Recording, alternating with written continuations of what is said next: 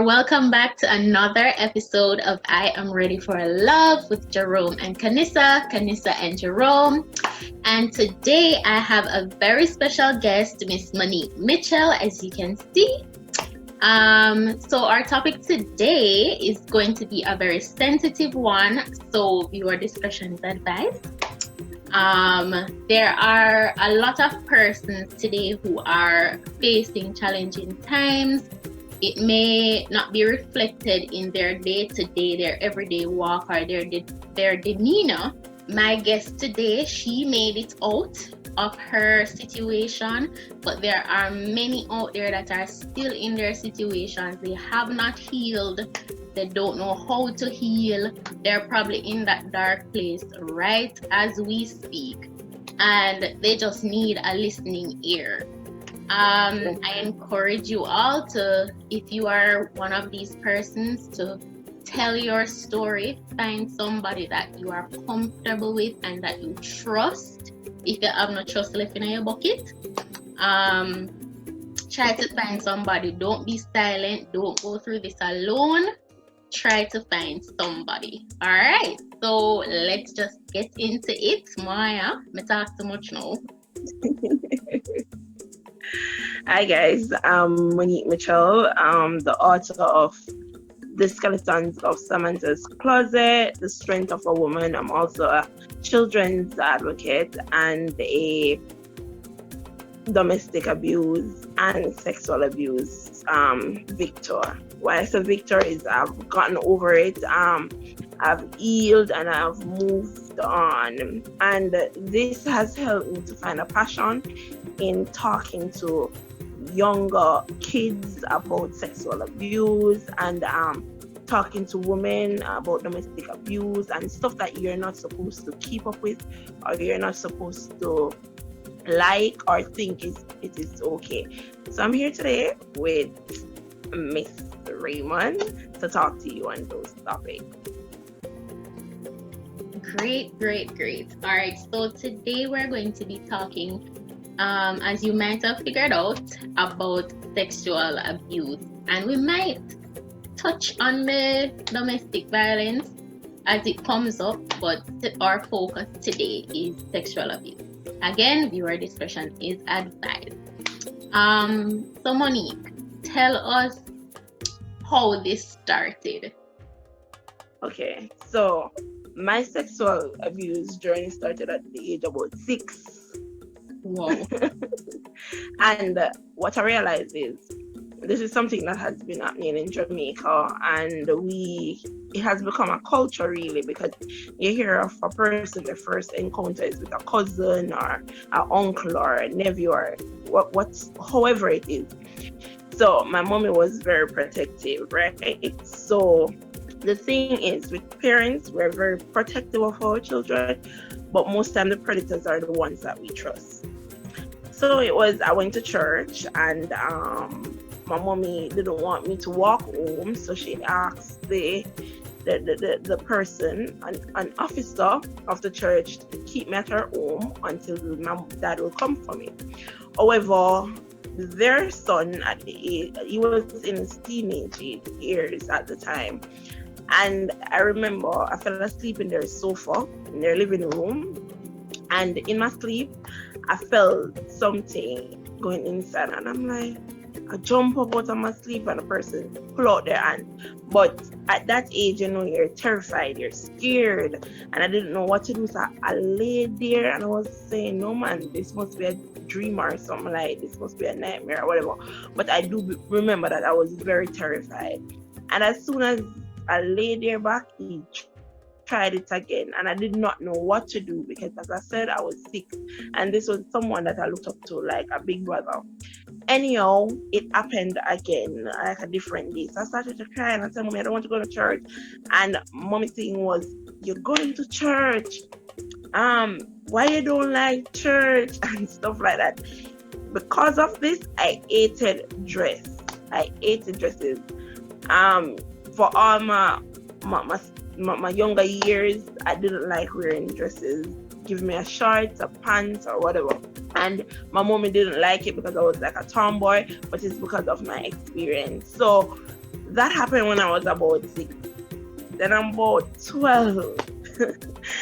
much closer to home because my mommy sent me somewhere to collect I was supposed to collect something for her. It's from a family member's home.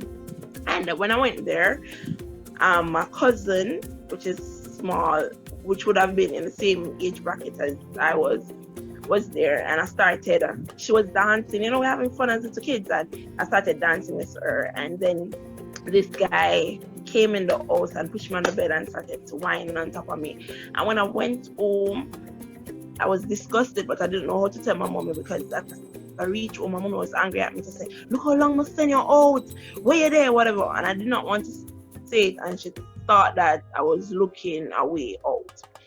So yeah, that was when I was 12. And then I think around the same time it happened with also a family friend. And what this did was it made me I got so fearful of being around any male at all, which I think it affected the relationship I had with my dad because I have a great dad. And the thing is, I just didn't want him to hug me anyway again, or I just felt disgusted of myself. And in my head, I was like, what am I doing? Is it that I did something why these older men was drawn to me and stuff like that? So I experienced sexual abuse at a very, very young age. So, as you said that you were fearful of telling her, why do you think persons might feel fear in their particular situations to tell anybody or to say who did it or anything like that? So the first thing is, most times the predators are people that you're close with, and because of that, they allowed you to trust them first before they move in, right? And then when they do move in, you feel a guilt because this is somebody that you trust, and you don't want it to be, what if I tell somebody and they say it's a lie? Or what if someone thinks that I want to come between friendships, or I want to come between families? Because not only about my situation, but as I said before, I'm a children's advocate. So I've gone into homes, I've spoken to kids that have been abused and stuff like that. And it's always the same sad story. It's someone who you trust. If the predator is not someone who you trusted, the predator was brought into your space by someone who you have trusted. So at the same time, it's like it narrows you down to a place where you're like, I don't know if I'm supposed to talk about it. It narrows you down to a place where you feel the guilt, like this is something that you have done, like you have done something wrong, or you brought it onto yourself. Wonder if the clothes that you were wearing was too revealing or something. You go into your mind and you start to think and said, where did I go wrong, or stuff like that. Persons would start to blame themselves and think that it's their fault. And society on a whole helps with that thought as well, because a lot of persons say, no man, she did want it because she never talk, or she did want it because she always wear the short up something them. Like, we put the blame on the victim instead of trying to figure out why they did, what was the stronghold that was causing them to not want to speak or to feel fearful of speaking. And I'm not really sure because I haven't experienced it, but what do you think are some effects then of not speaking up? It's very sensitive, kind of thought. It is something that people don't understand, because even though that Jamaica is trying to pass a bill where you have to talk within a certain time or it isn't valid, the thing is everyone is different, right? And the shame is one. Just as you said before, there's a lot of people who say like, oh, first their family member, the family member of the predator, will try to tell you that you're lying, or you wanted it, or stuff like that. And then it comes down to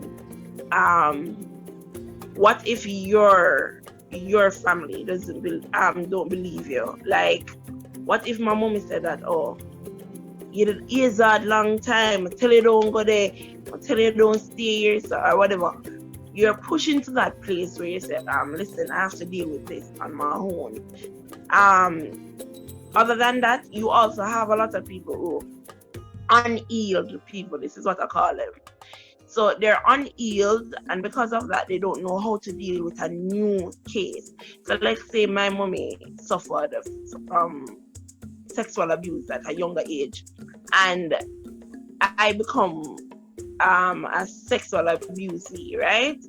She don't know how to talk to me about it. So because she had to deal with it on her own, she think that the best thing is for me to deal with it on my own also. We protect the predator with make-believe guilt and because of pride. Because a lot, if I'm telling you that out of every 3 victims that you speak with, they'll tell you, oh, it had to be covered up to protect a certain image or to protect family name and stuff like that, or I couldn't talk because of how I felt.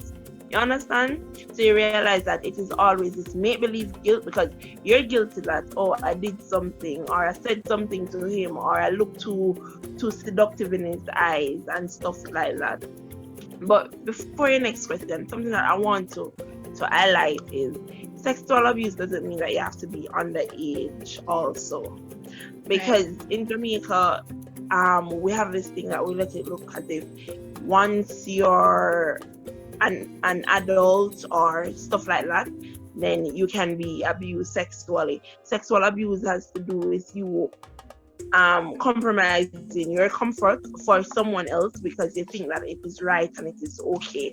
So I want people to know that, listen, you need to become alert and aware of what sexual abuse is, and don't have people out there abusing you. That's true.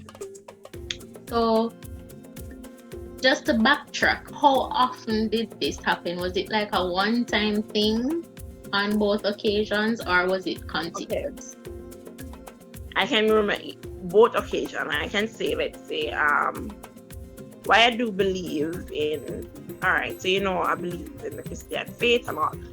So why I do believe in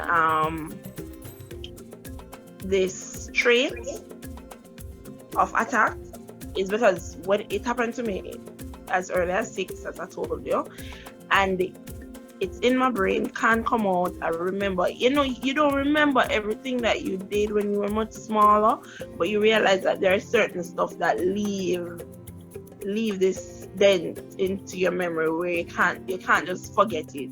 You understand? Like the first time somebody was died or so, you'll always remember it. Mm-hmm. So yeah, so it started at 6. I tell you, it's 3 instances, not 2. It's 3 different persons. So as I said, it was a family friend, close, almost family, and then the church officer child. So it's 3 times.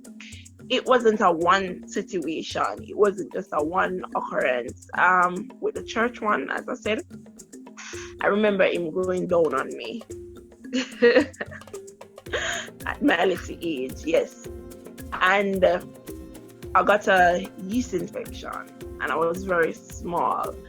And my mommy was troubled by it, and I remember she was bathing me, and when she finished bathing me, she asked me, "Nobody touch you?" Because parents, they're very protective, and because she bathed me, because I was that small. And she said, "Mommy, nobody touch you?" And I said, "No, mommy." And she said, "You sure?" And I said, "Yes." And she said, "Your father never touched you?" I said, "No, mom," because I lived with both parents at that age. And I was there. She said, "Listen, may I bring you a doctor morning?" And I remember she brought me to doctor and stuff. And the doctor asked the same question. And because of so much guilt and fear, I told him no. And he was there and he was asking him, "So you sure?" Because remember, it's not like it happened last night and I went to the doctor this morning so that they could see signs. Mm-hmm. It's like it had happened like the week before or whatever, and then, and he gave my mommy some medication and stuff, and he told her not to let me play in the dirt. Now, as a little girl who loved playing outside, I felt like my heart fell in the bottom of my stomach, and I'm like, I'm protecting this predator and I am losing out. So when I went back home, I'm telling you, I have a very protective mother. I couldn't go outside, Canessa.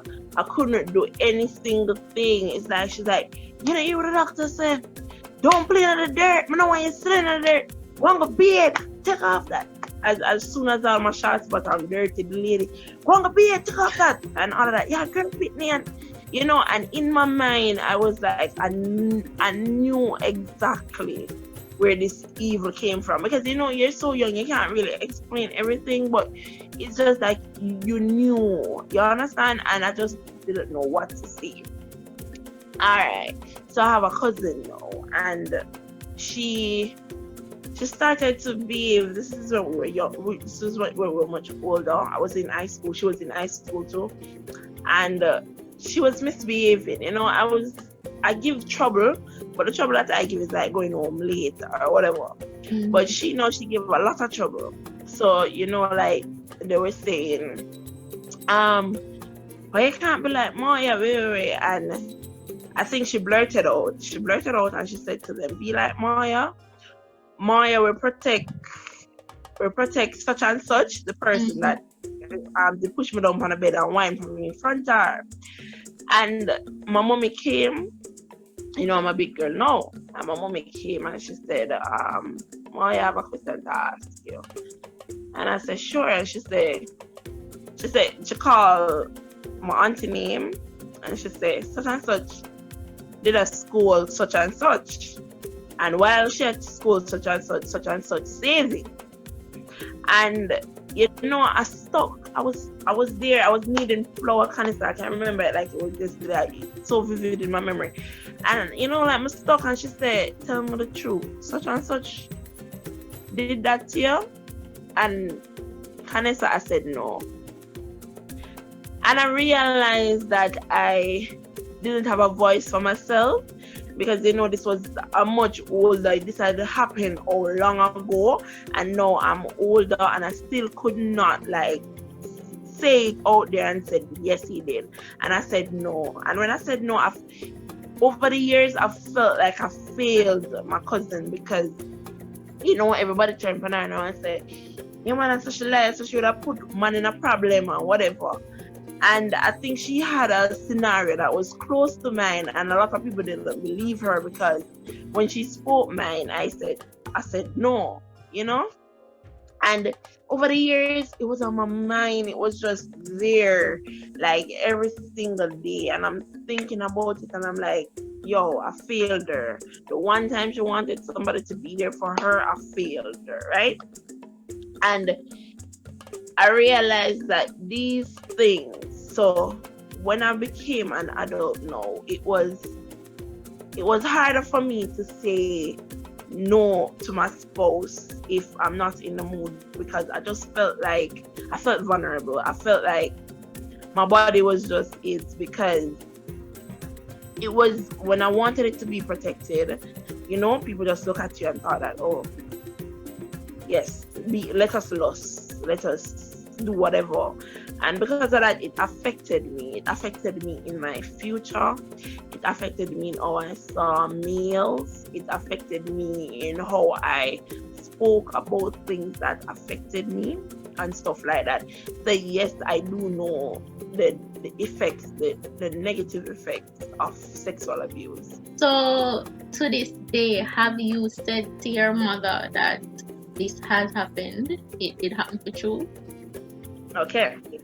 So I don't know if you know about my articles that came in the Gleaner and on child abuse. Mm-hmm. Yeah, an article came out on child abuse in the Gleaner, and I spoke out, and my mommy messaged me, and you know, I didn't know how to say to her, and she messaged me and she said, listen, why did I have to find out in the media that you were sexually molested, and I started to explain to her that it happened such and such, and she started to cry. She said she feel like a failure. And I remember telling her that this is the exact reason why I couldn't come to her, because I know how protective my mommy was. I know how she wanted to secure me. I know how she wanted to be there for me, right? And when I realized that this happened, I didn't want her to feel as if she was a failure, so I could not say it to her. And I know that there's a lot of people out there that would want to say it to their parents, or would want to say it to a confidant or someone, but just because of that feeling of saying that, hey, let me protect her, or let me protect how she feel, let me leave her at the stage where she felt like she was a great mother, because the moment I tell her this, she's going to feel like she was a failure. So we spoke about it years after, as I said, when the article came on. We spoke about it on that, and yeah, and she apologized. I told her there was nothing to apologize for, because at the end of the day, I was the one who hid it from her. But she apologized, and she wished it would have been different. But stuff happens. So how did it affect you, like mentally? Did you have any self-worth issues, trust issues, suicidal issues? Well, how did it affect me? It affected me so bad that about 7 years ago, about 8 years ago, because it affected me so bad I didn't even believe in Christianity. Like, I can't tell anything about church, so I don't even want to go to that dimension. But it affected me so bad where a family member of mine went to an harvest at a church, and they were videoing. You have people go up, rally, you have people go up and sing. And while they were videoing, I saw my first predator, that young man that I told you about. So he's not living where I used to live anymore, but I guess he came home and he went to the church, he went to the thing, and he went to the event, and he was there. And he sat there, and I literally, when I saw him, nothing in the rally made sense anymore. I was staring on him, and I said to my family member, him still live here? And the person said, no. Remember, say him's going long time. Him come. Someone say, him have pitney? And them say, yes. I say, what kind of pitney? And them say, like I said, they'll say, like, oh, him have this amount of boys, right? But I'm telling you, to how it affected me, like something say, if him have one daughter, kill him. Get rid of him. Don't make him do it to her. And, I sat there and I was just gone. I'm gone back to my first encounter with this guy in the sofa. And in my mind, I'm just start crying. I'm just start bawling. Nobody don't know me about for and whatever. I remember my auntie was saying, why? I got a convict car, man. Maybe she didn't forget church. She was nothing like that. But I just start crying. And I'm saying why my hurt had to come through the church first. That church would not happen. That was the first thing why I never believed in a church. And and I'm the one who's holding on to the earth and the pain, and him living life. And it hurt me so much where it's like, I wish somebody get rid of him. Like, if somebody passed away, you wouldn't feel no remorse. That's how I felt. And it's after it's like 2 years after that, I find God and I said, listen, I have to let go certain stuff. And it's a relationship with God why I got over this. And it's like saying to God, listen, I have to let go. Because at the end of the day, I always tell people, if you don't forgive the person that hurt you, forever you'll be miserable, forever you'll be bitter. And I can tell you, as a person who have experienced it, that have been through it, I can tell you, if you don't learn to let go, it eats you alive. Like, as soon as it's to the person, you just want to snap. Or if it's not even the person, because even up to this day, stuff like that, I don't easily trust people, Kanessa. So like if you invite me out or you invite me to your house, I'll ask you like, you have a brother, you have a father, you have a husband, and then how you answer, I'll tell you, okay, I know some of wear big long pants or whatever, I'm not wanting look, I'm not lustful way, what I realized is that it had me to judge wrongfully, like it didn't allow me to know people for who they are, but it just pushed me in this place where everybody is a villain, everybody is after you, so you have to protect yourself and stuff like that. So it had me over the years being insecure and not trusting anybody at all. And I realized that it affects not only me, but all right. So after the Gleaner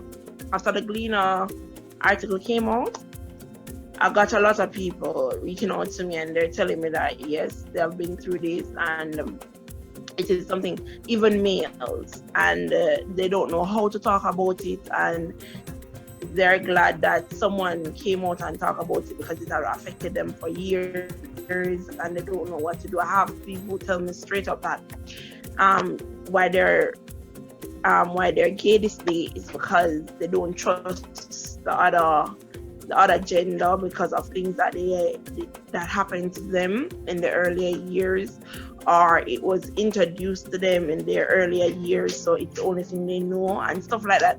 And as you know, Kanissa, that's the reason why I'm at the place now where I'm writing this film for Jamaica, because I know that we cannot stop violence if we don't go back to the roots, and our kids, especially our children, they have faced so many things. They have so much hunger, so much bitterness, so much things on the inside because they have not dealt with these things at all. They don't know how to talk about it. You have young adults telling you that if their partner doesn't hit them, they don't feel like they're loved. You have stuff like that because of these things that we have faced when we were much younger. So it affects us way past what people think, because if you don't go through the thing, you don't even understand it, and then there are some people who don't heal from it, so they try to hide it, so they expect you to hide it also and stuff like that. But yeah, I don't know if the persons that I grew up with experienced it. They've never said. But I remember when I was living with my grandmother, like I don't know what it was, but she never played their own man business. So as a child, it was my grandmother and my grandfather that I lived with from grade 1 to grade 4, and then I moved back. And I mean, I remember one time granddad wasn't there and my grandmother had to go to the shop, but somebody was going to come to fix the pipe outside. Yeah. The person didn't have no need to come inside, and I remember that day she didn't really have to go, because usually I would have to go with her, but because she wants the person to get the money, like they come fix it, get the money, and then not have to come back.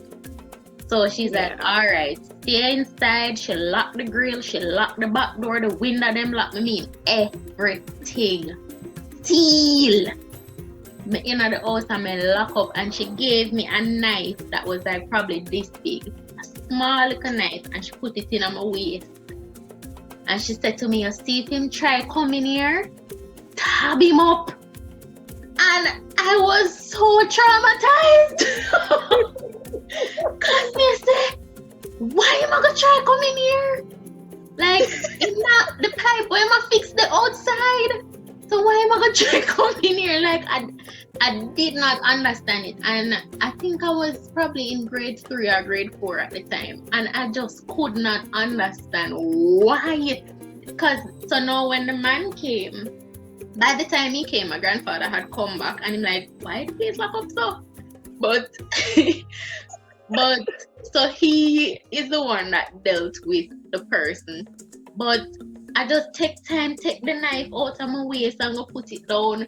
And for that whole time and after that, I was just thinking, why this man would have want to come in the house?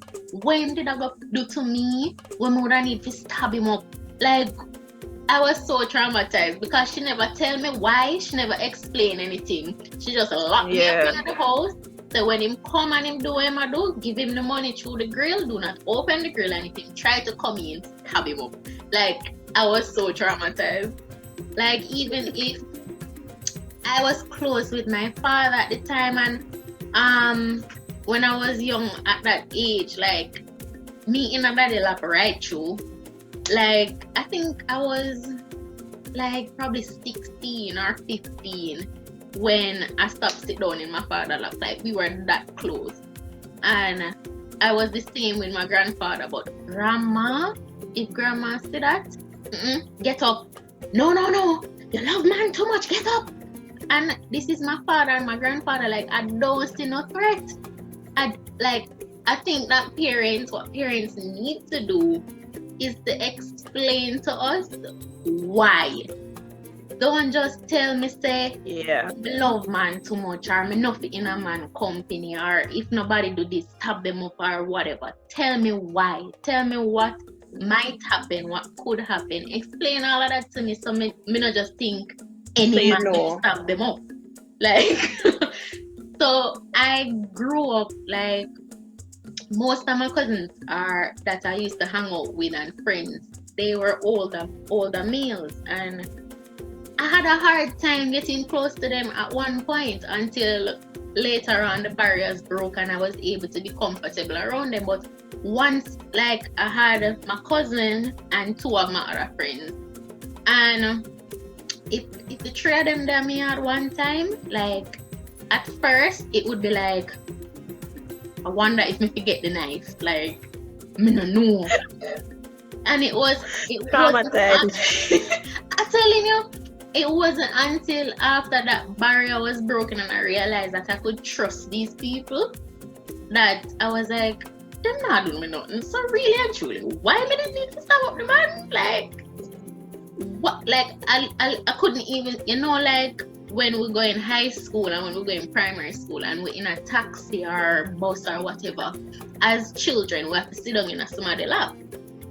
I could not do it because in my head, is a man, and if I sit down in a lap, like, me just have the memory of if me get too close to daddy or granddad, grandma start cuss. So if me in a taxi and them like, you have to sit down on the bread there or something, like, me just freeze up. Me don't know what to do. And me just like, I had this thing about being in the male's presence. No, never do me no. Nobody never do nothing to me, nothing. I was just traumatized from lack of information. True. So as a parent, how will you react then, you think, if something like this was supposed to happen, and how will you advise your children before anything should happen? All right. Before, you'll never know if it's before or after, because most of the time they don't know how to tell you. It's just like a child spilling something, and they rush for the mop, wipe it up real quick because they don't want you to know, and it's gone. It's not that they don't love you and they don't trust you or whatever, but they don't want the backlash, or they know how you handle things. So the thing is that what I would say to parents is, have a better relationship with your kids. And it doesn't mean you have to spoil them, but it means communicate better with them. In our days, Canisa, they tell us don't touch the pencil, and we can't even ask them why not. Because once you say, ask me. But in our generation, it's for us to know, it's for us to be reminded of how we felt when we did not get explanations, and know how we relay the information then, because our parents meant us well. So we're going to carry on all of those traits, but it's how we relay the information, and it's how we give them how to trust us.